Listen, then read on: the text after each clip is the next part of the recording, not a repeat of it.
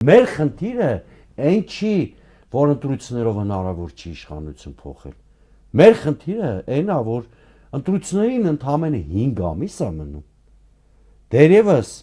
արդյունավետ ընդդիմադիր ֆորմատներ, որոնք հասարակության մեջ փոփոխության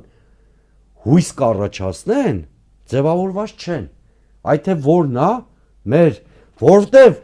տեսեք դու հարթակը պիտի ձևավորես շատ արդյունավետ։ Րոպե առաջ փորձես իշխանության փոխել։ Դա կլինի իմպիչմենտով ավելի լավ, փողոցով ավելի լավ, չի լինի ընտրությունով, արդեն միջև ընտրության օրը կհասունացնես այն կրիտիկական վիճակը, որը կբերի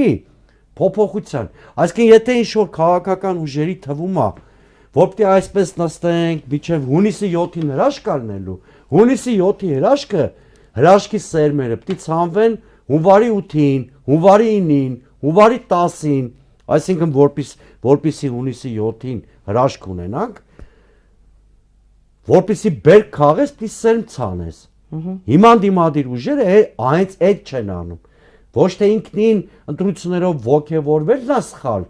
չէ, ընտրություններով պետք է ոգևորվել, բայց որպեսզի քո ոգևորությունը հիմք ունենա, դու պիտի հավատ առաջացնես քաղաքացու մոտ, որ ընտրություններով կարող ես փոխել։